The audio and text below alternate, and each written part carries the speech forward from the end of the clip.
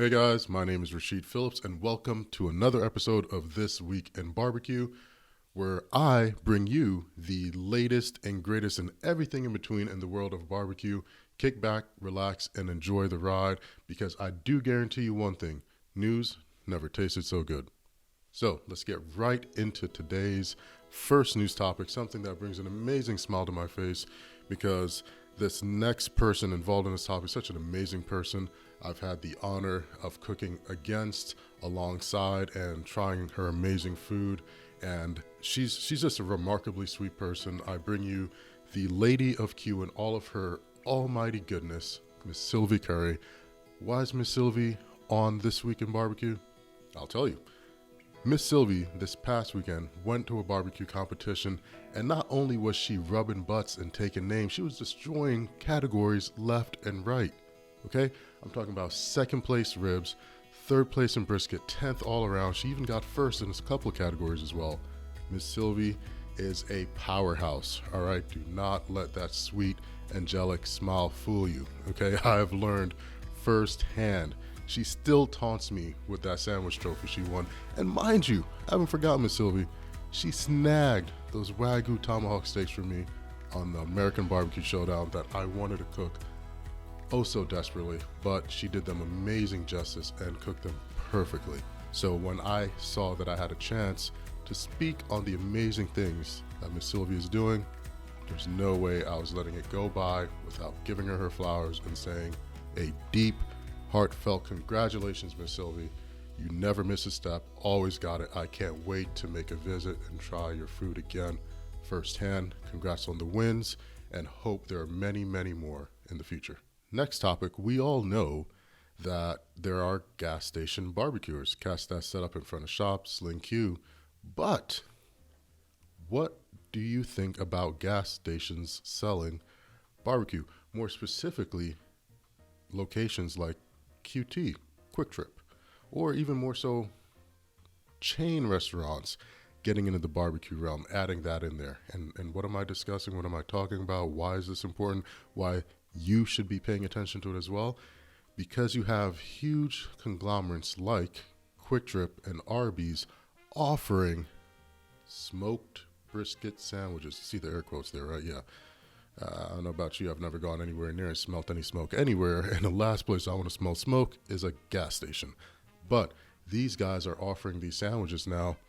You may be thinking, oh, that's great. They're diversifying. They are adding a new SKU. They're offering something different and following along trend.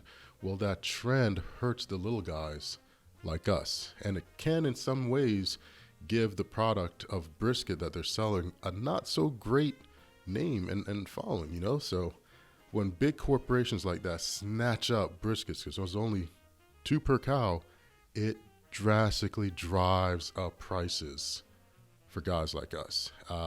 If you are in the circuit, competition, backyard, or small mom and pop restaurant, like myself, you have felt the hurt in prices lately, especially in the world of beef. They have gone up drastically, so much so that I myself could not offer holiday orders. I couldn't actually justify carrying over that much cost to the customer. They cut the same brisket that I may have been able to get for about $45 or $50 was costing me $105 upwards to $115 per brisket. Now, those of you who may not be familiar, let me bring you into the world of barbecue math. Let's say we'll use whole numbers, keep it simple. You get a 20-pound brisket. You trim it. You're typically going to trim off about 25% of that 20-pound brisket. So you're trimmed off about 4 to 5 pounds, right? Then you cook the brisket, all that weight reduces down. You're going to end up anywhere between 8 to 10 pounds, okay? So you bought a 20-pound brisket. You've got 8 to 10 to sell. It's not a lot of profit left on that brisket when you're buying them for $115 per. It's outrageous. And then what you have to sell that for per pound is almost insulting. That's why I couldn't do it myself. There have been others who have. They're finding a way.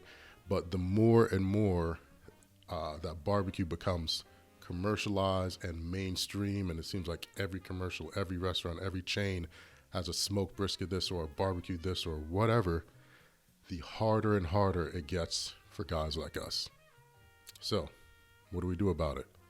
We band together. We support one another. If you've got a buddy who's putting on a pop-up or is going to go out and do a cook, like, share, comment, put that out there. Those little things cost you absolutely nothing, but can literally change the trajectory of their business. Because you never know who's watching you and what you post, and you never know if someone watching that will see that and may know someone that can help them. Barbecue does a lot. It does a lot for the community. It does a lot for the individual, and I want to see it prosper. I'm not knocking any of these chains, any of these companies that are coming in here and trying to get in, but keep in mind, guys like us, we've got to fight 2, 3, 4 times as hard to make that impact and to still stay in the game. So if you have a choice between a gas station barbecue sandwich and supporting your local pitmaster, please support your local pitmaster. All right. Now, speaking of supporting your local pitmaster, I want to tell you about an amazing story of $10 and a loaf of bread. It almost sounds like a weird twist on Jack on the Beanstalk, yeah? But it's not. It does still grow and leads to something wonderful. I want to tell you about Michael Neal of Neals Famous BBQ. Now, Michael's dream started with $10, a loaf of bread, and some barbecue meats that he'd made. And did that dream ever come true and grow beyond his wildest imagination? Michael's family has roots in Alabama. Southern barbecue, Southern style of cooking is literally in his blood, and that is what he brought to the amazing people in his community. He actually started by setting up shop in front of a furniture store, and he was selling so much barbecue and doing so well that everyone took notice. Even the owner of the furniture shop actually stated that he realized he would sell more furniture, move more product whenever Michael was there. So if that doesn't tell you something about the power of barbecue, I don't know what will. But it didn't stop there. Michael actually got an opportunity presented to him by a gentleman that came by from Dixie. Said he had a place for him to stay, a place for him to set up shop to get out of the rain and the snow and to really provide and sell his product to a wider audience. That took off, and one thing led to another, to where Michael was able to bottle and sell his sauces, and not even just sell his sauces, but get them into retail locations such as Kroger. So you can actually go into a Kroger and grab one of Neals' famous barbecue sauces. They've got an array of flavors accompanied with them. Everything from a Carolina-styled sauce, a Jamaican jerk sauce, you know that's obviously going to be one of my favorites, as well as a sweet heat chili sauce. Neal has definitely branched out and grown leaps and bounds from his early days selling barbecue in front of that furniture store. But that's not where he decided to draw the line. Neal has actually gone ahead and created foundations and charitable organizations within his community.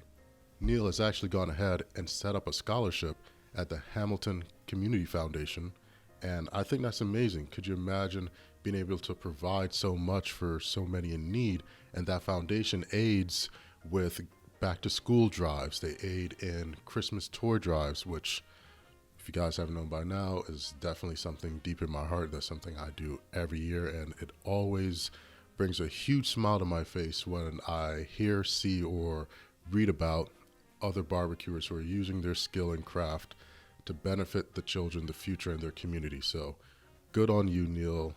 Many, many best of wishes on all of your amazing accolades, from best in the Midwest to best in the North. You are setting such a high bar for those who want to get into this community and want to make a change. Many thanks to you. Kudos. Truly. Keep up the hard work.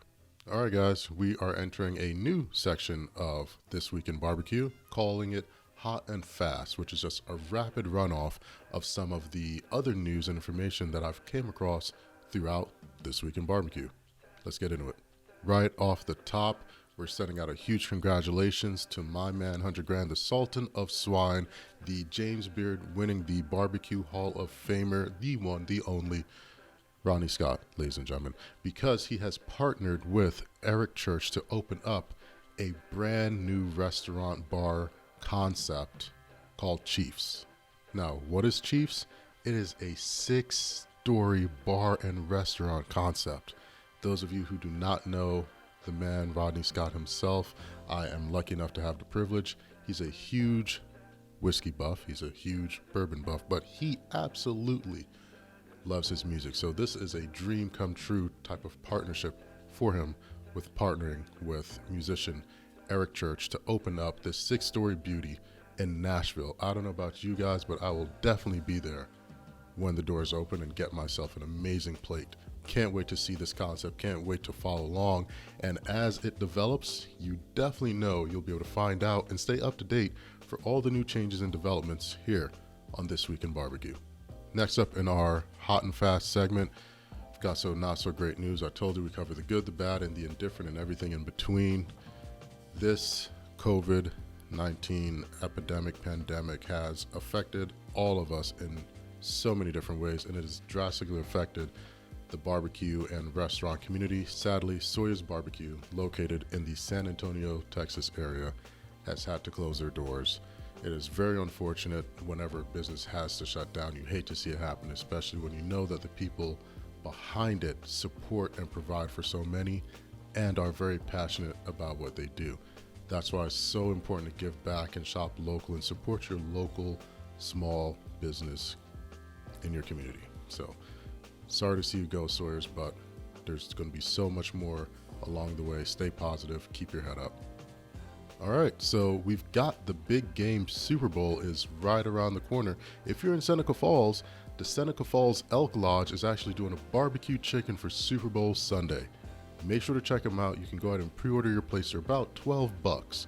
So if you need some grub for the big game, don't want to fire up the smoker yourself, hit those guys up. They've got you covered. We've got the ESFC Backyard Barbecue and Family Fest, which was supposed to be on the 24th. Obviously, that didn't happen. It has been moved and rescheduled to April 9th, starting at 11 a.m. Make sure to change your calendars, mark that event, and attend if you can. Support local events in your community like that. It makes a huge difference. All right, guys, so that wraps up our hot and fast segment on this week's episode of This Week in Barbecue. Let's keep the news going. What if I asked you to prepare and feed 120,000 people in 11 days? Do you think you could do it? It's more than a tall order. That's an order and a half. But Stan Hayes and his amazing community were able to do it and pull it off. And not only were they able to pull it off once, they've done it numerous times, over and over and over. Now, you may be asking, how did this all come about? Well, I'll tell you. Competitive barbecuer Stan Hayes, which you may remember from Food Network's Chopped Grill Masters, amazing performance there, sir, well done, good on you, was actually chatting with his wife before work after the Joplin tornado in May of 2011. And she actually said to him, why don't you and some of your buddies that you barbecue with and you compete with go up there and feed as many people as you could? Well, that little seed planted and sprouted into something massive and amazing, now known as Operation BBQ Relief. I've got to applaud for this next line right here. Operation BBQ Relief has actually been able to do something tremendous and astounding. They've provided over 4 million meals in the last 10 years. That is absolutely mind-blowing, that something so small like a little nudge from your spouse to make a positive impact grew to something that allowed you to impact so many. Now, Stan and his crew have this thing fine-tuned. They've become an official 501c3. They have great partners like Farmers Insurance and Butterball that are supporting them. They take donations and they hit the ground running to support those in need, all the way from Smithville all the way to the Bahamas whenever there is any type of disaster. And I think that's just amazing when the small guy, the little guy, can grow and build something that is so impactful.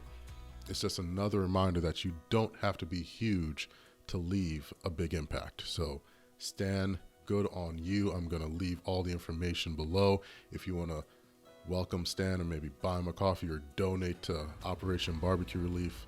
That information will be in the show notes. Stan, please Keep up the amazing hard work. We need a lot more Stan Hayes and his buddies in the world that are putting forward such good and really building communities all around. All right, guys, that takes care of our news. Now we're heading into my favorite part of the show, the question and answer segment. Let's start off with a couple of questions that were submitted earlier on this week on my main page and see if we can't answer them a little bit more in depth for you. First up, Steve Obama asks, do you cook brisket to temperature and touch? He said that his second endeavor on a brisket did not go the way he wanted. Steve, if I can tell you how many briskets I messed up before I got one that was partly decent, I probably still wouldn't, because it would be an embarrassing amount of briskets that I ruined. But that is to say, if you mess up on your second brisket, just means you haven't cooked enough briskets yet. It is very difficult to get it perfect right out the gate. I don't think anyone's ever picked up a brisket, trimmed it, smoked it, and nailed it on the first try, much less the second, third, fourth, or fifth. You're going to learn something each and every time you cook. One of the things I do personally is I keep notes on my cooks, the temperatures, the weather, how it was looking. I try to take some photos along the way so I can sort of go back to it if needed. That truly helped me during the process. Now, some tips on how to set yourself up for success when working on a brisket. First and foremost, remove it from the fridge and immediately start trimming. You do not want to let brisket come up to room temperature and then trim. That fat is pillowy, it's hard to gut through, just don't do it. Trim it while it's still cold. Then once you're done trimming, season it with your rub and let it set and come to room temperature. Let that salt have some time to really start penetrating, or better yet, finish trimming, salt it, season it, put it back in the fridge overnight, lightly wrap with some saran foil, let the salt really get in there for 24 hours.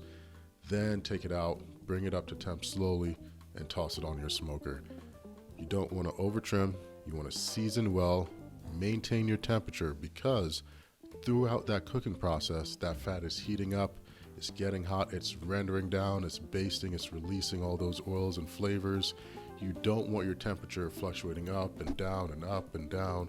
It's going to seize up that meat, it's going to seize up that fat, and that can really force and push you into a stall. So I hope these tips help. If not, make sure to submit to the next round of questions, and we're going to keep chipping away at it until you end up with an end result that you are proud of, Steve. I'm here for you. Next question we've got from C. Munica. They asked, they just got an electric smoker. They're really trying to get into it. Any suggestions for bark, aluminum foil, or butcher paper? Well, congratulations on getting yourself an electric smoker. Welcome to the barbecue community. Welcome to the world. Whether you're electric or you rub 2 sticks together like me, all are welcome. If this is your first electric, let's backpedal a little bit. There's a few things you're going to want to do to familiarize yourself with your new smoker.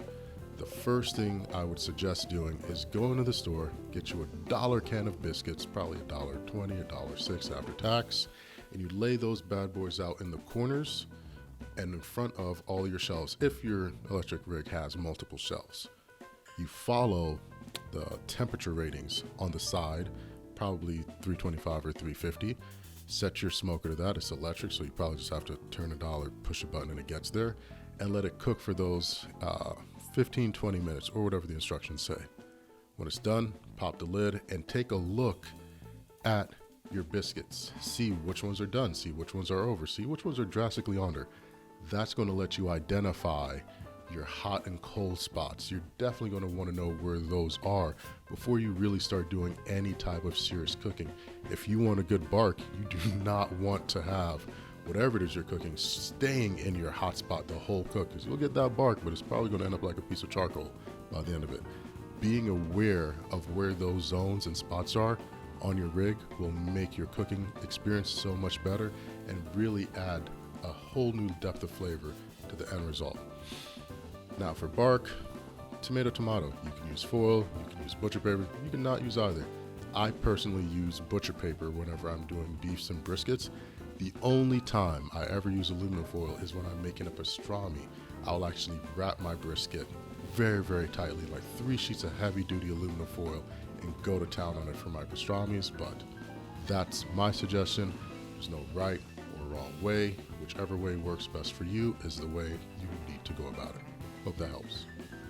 All right, next up, we've got a question from Jay Palacios. He says, I want to get into using coffee-based rubs for pork. Any suggestions? Right up my alley there, bud. What I can suggest is to think of the type of coffee you're using. Think of the acidity, the pH level of the coffee that you're going with. You can get some fruitier ones. You can get some more citrus-based beans and grounds. Keep that in mind when you're dealing with pork. Why do I say citrus? Mojo, pernine, all of those types of pork-based dishes and flavor profiles have a high note of citrus. So that would complement the pork very, very well. One thing I do have to say, after I've played with different coffees, make sure you find the right roundness and thickness and density and texture of your coffee. You don't want something too coarse that even after the cook is still there and it's on and you just really feel like you're chewing on just a whole coffee bean. Make sure you play around and find out which fineness, what texture works best for the rub you're using, and balance it out and keep that acidity in your rub creation in mind. I hope this helps you. I can't wait to see the end result. Please tag me, send me a photo. I want to check it out, but playing with coffee in meats is something that's not done enough, and it most definitely should be. Thanks for asking that question. All right, this next question comes from Big Sky BBQ VA. I'm guessing they're in Virginia. Shout out Virginia, the whole DMV area, old stomping grounds. And they ask, what is a shoe that is comfortable, meant for a big guy, but yet still stylish? I've never been asked this question, but I've also never connected to a question better than I have this one ever before. I'm a big guy. I'm now about 260, 6'6". There's a lot of me going around, and if you've ever ran a wood-fired pit, you know you're up, down, on your feet, squatting, all types of weird moves, but you're really on your feet the whole day. So, got to make sure you're comfortable. Now, I've got to preface this because, Instagrams and the whole world is weird. This is not a sponsor. This is not a paid ad. This is literally what I have on my feet right now. I recommend the Dr. Scholl's Airwalks. These things are amazing. I mean, out the box, it feels good. I don't even have to put an insole in this bad boy, but if you got weird arches or anything like that, go grab you some Dr. Scholl inserts and toss those in there, and you're good to go. I love these boots. They've been around the world with me. They've been to Aruba. We've gone up mountainsides in Denver. I've gone everywhere with these boots, and they hold up, they last, they still look good, and they keep my feet properly secured, warm, and comfortable without those long cooks. I like this question because there's a question on taking care of yourself in this craft. It's long hours. It's very laborious. It's back-breaking work. It does not look like the Hallmark card stuff that they show on TV.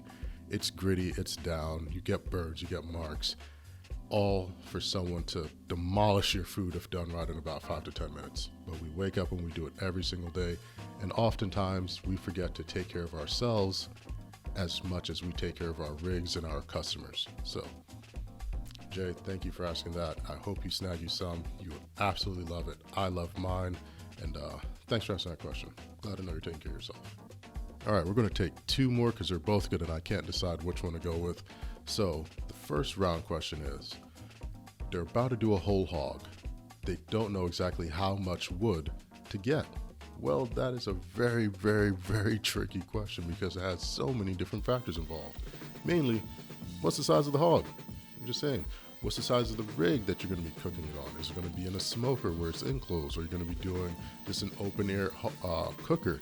That really depends. You may need a quart or 2 quarts, but one tried and true measurement for wood allotment amounts that I've gone by my entire life is a very simple one.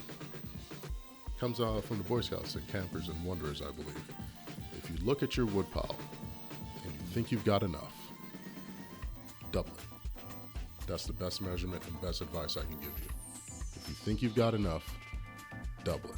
Take it from someone who knows. During the final cook on the show, which you didn't see, we were scrambling around trying to get wood because I looked at my wood pile, I thought I had enough, and I wanted to double it. Because the last thing I wanted to do is serve undercooked hog because I ran out of fuel. So, double it. All right, our last question is from Rafa Fernandez. He asks, what's the best beginner smoker? Well, Rafa, I can't really answer that. What may be the best, in my opinion, may not be the best for you. It's really all dependent upon your cooking style and your needs. Maybe you will thrive with a kettle style smoker, or maybe you'd really knock it out the park with a ceramic, or it can be like me and an offset is your wheelhouse and you're ready to get down. The best thing I can suggest you do is visit your local barbecue shop or go to a barbecue competition and see if any of those guys will let you take a look at their rigs, or call some specialists, call some specific builders. Try to email the cats at Millscale, try to email the guys at Shirley, talk to some of your local cures, what they started using. I originally started using a $20 rig from Walmart. We've all seen them during 4th of July. They've got them loaded out front with a bag of Kings for charcoal and a coupon on top. But obviously we know those don't last. So do some research, find out what works best for you, and go from there. Maybe even think and keep in mind, are you going to be doing a lot of parties? Do you need a huge monster rig like a 500-gallon offset like I've got, or a giant Yoder? No. Do you have time to babysit and manage fires? If not, then an offset is not what you want to get. Maybe you want to look electric because you like the concept of just turning the dial and walking away and you've got something you can share with friends. Answer a couple of those questions and then I guarantee you'll narrow down exactly what type of rig is best for you. But whatever it is, just make sure you enjoy the process. Rafa, thank you for that question. It's highly and very much appreciated. It gets asked all the time, but I want to take some extra time and answer it in more depth today. Well, guys, that is it. That is a wrap on episode 2 of This Week in Barbecue. I have been your friendly neighborhood gentleman smoker, Rashid Phillips. Thank you so much for tuning in. I hope you've enjoyed listening to this news as much as I have enjoyed creating it and providing it to you. Please make sure to like, share. If you haven't already, follow our Instagram, our Facebook page, and please like and subscribe on YouTube. Remember, we drop new episodes every Saturday and YouTube videos every Monday, giving you a reason to look forward to Mondays. This has been This Week in Barbecue, where news have never tasted so good. Take care, guys.